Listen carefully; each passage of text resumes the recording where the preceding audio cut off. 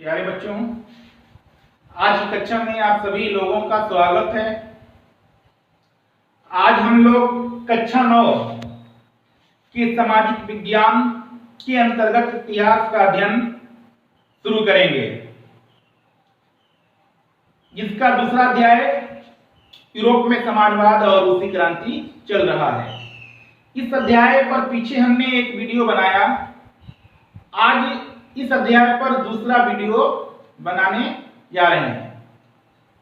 तो जो पिछले भाग में हम लोगों ने बातें की थी, उसमें यूरोप में समाजवाद पर बातें की गई कि फ्रांस की क्रांति के बाद यूरोप में सामाजिक परिवर्तन कैसे आया और उदारवादी, रूढ़िवाद और रेडिकल ये समुदाय किन लोगों का था और इनकी विचारधाराएं क्या थी।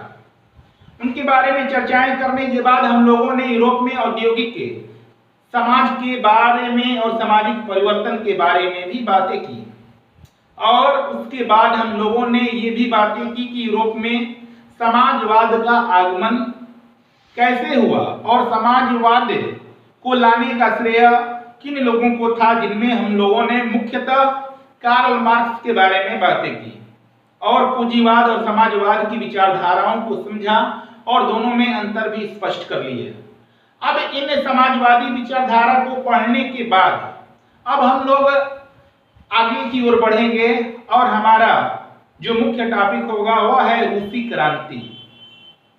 चूंकि रूस की क्रांति समाजवाद से जुड़ा हुआ है, इसीलिए समाजवाद का अध्ययन करने के बाद हम लोग अब रूसी क्रांति के बारे में अध्ययन करेंगे। तो प्यारे बच्चों, रूसी क्रांति के अध्ययन करने के लिए सबसे पहले हम लोग रूसी साम्राज्य के बारे में बात कर लेते हैं। 1914 ईस्वी में प्रथम विश्व युद्ध की शुरुआत हुई, जो 1918 ईस्वी तक चलता रहा। इस विश्व युद्ध में मित्र राष्ट्रों की ओर से रूस भी शामिल था, जो विश्व युद्ध में इंग्लैंड और फ्रांस की ओर से लड़ रहा था। तो यह विश्व युद्ध एक महत्वपूर्ण घटना थी, यूरोप में ही नहीं बल्कि पूरे विश्व की एक महत्वपूर्ण घटना थी। अब इसीलिए हम लोग रूसी साम्राज्य 1914 के बारे में अध्ययन करेंगे, क्योंकि 1917 ईस्वी में रूस की क्रांति होती है। अब रूस की क्रांति होती क्यों है, अब इसकी पृष्ठभूमि समझने के लिए हम लोग रूसी साम्राज्य 1914 के बारे में बात करेंगे। 1914 ईस्वी में रूस के शासक को जार कहा जाता था।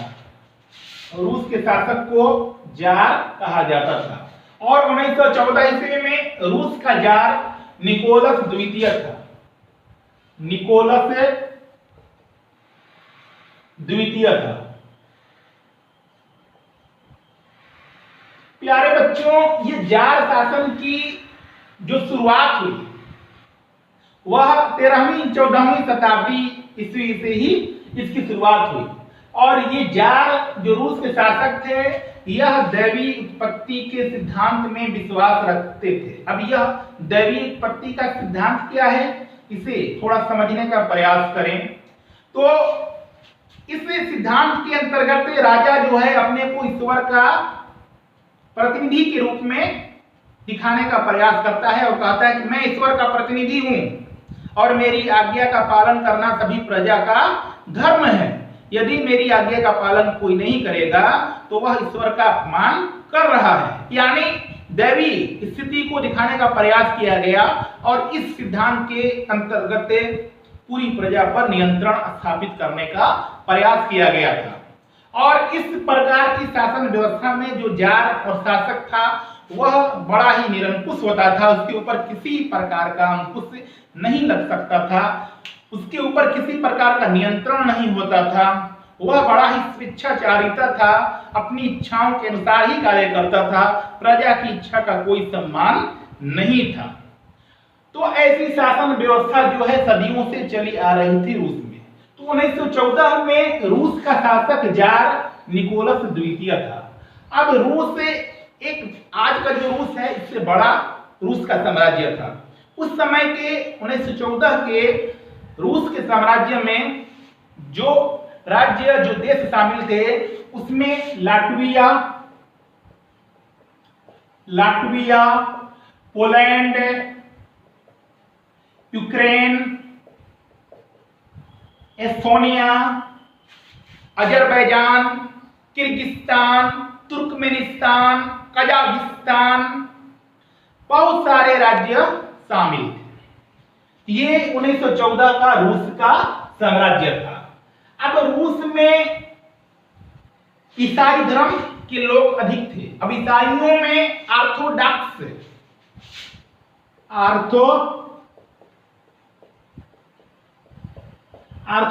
ईसाई के लोगों का प्रभुत्व अधिक था और ऑर्थोडॉक्स ईसाई के मानने वाले लोग अधिक थे। इसके अतिरिक्त कैथोलिक भी थे, प्रोटेस्टेंट ईसाई भी थे और मुस्लिम एवं बौद्ध भी वहां शामिल थे, लेकिन ऑर्थोडॉक्स ज्यादा वहां पर थे। तो रूस के जो साम्राज्य थे 1914 में इस प्रकार के थे। अब इस रूसी साम्राज्य की क्या विशेषताएं थी, इनके बारे में चर्चा कर लेते हैं। तो रूसी साम्राज्य की जो विशेषताएं थी उसमें सबसे पहले अर्थव्यवस्था और समाज के बारे में हम लोग बात करेंगे कि रूस की जो अर्थव्यवस्था थी वह कैसी थी। तो प्यारे बच्चों, रूस में ज्यादातर कृषि का प्रचलन था। राज्य की 80 से 85% जनसंख्या जो है कृषि कार्यों में लगी हुई थी, जबकि फ्रांस और जर्मनी में केवल 40 से 45% लोग ही कृषि कार्य में संलग्न थे। तो अर्थव्यवस्था जो है कृषि पर आधारित था और यह किसान जो है वह खेतिहर मजदूर के रूप में कार्य करते थे और ये जो भूमि थी रूस की, संपूर्ण भूमि पर किसानों का अधिकार नहीं था, बल्कि जो भूमि पर अधिकार था वह कुलीन और पादरियों और राज परिवार के लोगों का था और किसानों से खेती कराई जाती थी। तो रूस में कृषक श्रमिकों की स्थिति बड़ी ही दयनीय थी। समाज में किसानों का प्रभाव जो था वह बहुत ही कम था। किसान जो थे, रूस के जो किसान थे, अपनी आवश्यकताओं से अधिक बाजार के लिए भी उत्पादन किया करते थे और रूस जो है एक अनाज का बड़ा निर्यातक देश भी बन चुका था। तो प्यारे बच्चों, किसानों के बारे में हम लोगों ने बात कर ली। अब अर्थव्यवस्था में किसानों के अलावा औद्योगिक क्षेत्र का भी विस्तार हो रहा था और रूस के प्रमुख औद्योगिक जो क्षेत्र थे वह सेंट पीटर्सबर्ग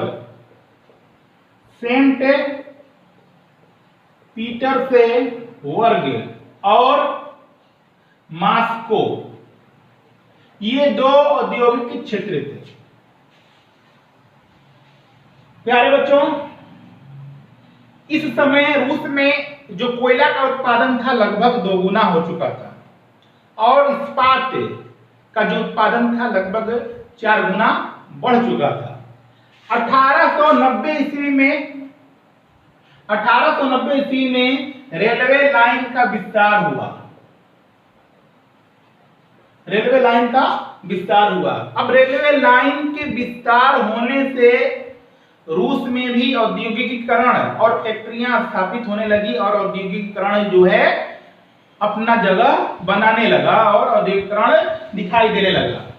यानी कृषि के अतिरिक्त जो है रूस की अर्थव्यवस्था जो है उद्योग में भी शामिल थी। अब हम लोग बात करेंगे कि रूस में मजदूरों की स्थिति कैसी थी। प्यारे बच्चों, रूस में जो कारीगर थे, मजदूर थे, तो जो औद्योगिक क्षेत्र में मजदूर थे उन मजदूरों से अधिक काम लिया जाता था। उनके कार्य घंटे 12 से 15 घंटे होते थे। उन्हें कोई अवकाश नहीं प्राप्त था। उनके वेतन बड़े ही कम थे। मजदूरों की स्थिति में गिरावट देखी गई। तो प्यारे बच्चों, सेंट पीटर्सबर्ग में जो मजदूर थे, जो धातुकर्मी मजदूर थे, तो ये मजदूर जो है अपने को कार्य में बड़ा ही निपुण, बड़ा ही कुशल समझते थे और ये मजदूर जो है अन्य मजदूरों से अपनी स्थिति को बेहतर समझते थे। तो एक तरीके से रूस में जो मजदूरों की स्थिति थी वो भी दो भागों में दिखाई देती है, उसका भी दो वर्ग बन चुका था। जैसे धातुकर्मी मजदूर जो अपने आप को कुलीन की तरह प्रकट करते थे, अपने को कुलीन समझते थे, और एक सामान्य मजदूर, तो ये मजदूरों की स्थिति थी। अब बात करेंगे ग्रामीण क्षेत्रों में कृषकों की स्थिति। ग्रामीण क्षेत्रों में जो कृषकों की स्थिति थी उसमें जो रूस साम्राज्य की जो संपत्ति, जो भूमि थी, वह भूमि जो है वह ऑर्थोडॉक्स ईसाइयों के पादरियों के पास थी, कुलीनों के पास थी, सामंत और जमींदारों के पास थी और राज परिवार के लोगों के पास थी। लेकिन ग्रामीण किसानों को इन भूमि पर कृषि कार्य करना पड़ता था।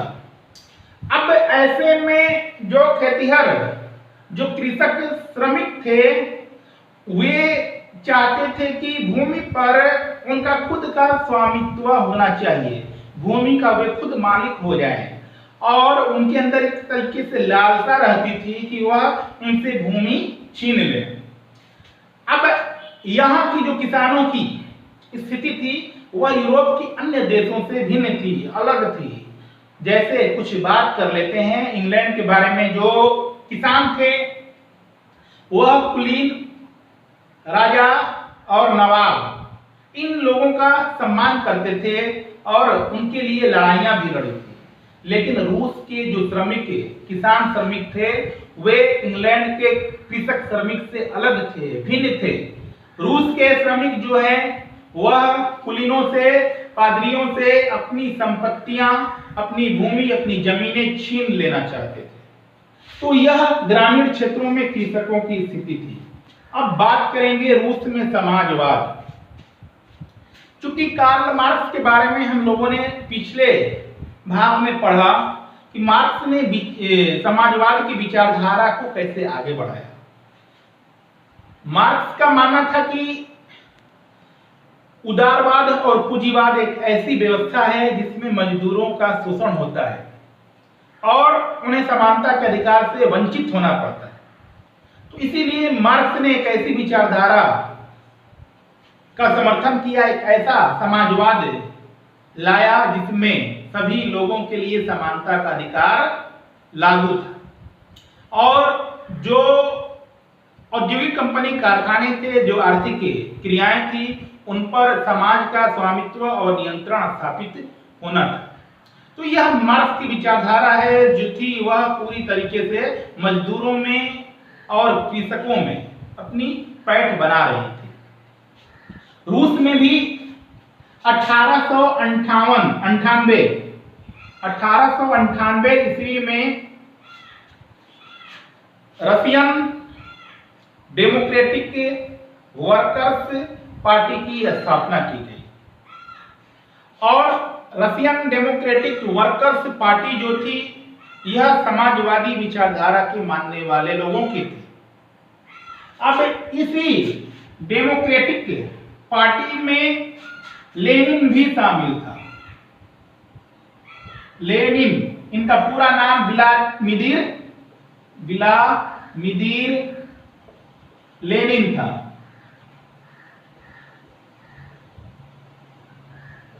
व्लादिमीर लेनिन था। यह मार्क्स की विचारधारा से बड़े प्रभावित थे। तो जो 1898 में रशियन डेमोक्रेटिक वर्कर्स पार्टी की स्थापना की गई वह मार्क्स की विचारधारा को मानती थी और वह बड़े व्यापक स्तर पर सत्ता में परिवर्तन चाहती थी, लोगों के अधिकारों के लिए ये आवाज उठाने लगी और इसीलिए इस पर नियंत्रण स्थापित करने के लिए जार ने इस संगठन को अवैध घोषित कर दिया, इस संगठन की मान्यता को रद्द कर दिया। जार ने, उसे मालूम था कि यह संगठन के माध्यम से, इस संगठन के माध्यम से विद्रोह भड़क सकते हैं, इसीलिए इसे अवैध, इलीगल घोषित कर दिया। इसके नेता व्लादिमीर लेनिन को देश से निकाल दिया गया, रूस से निकाल दिया गया, उसे निर्वासित कर दिया गया।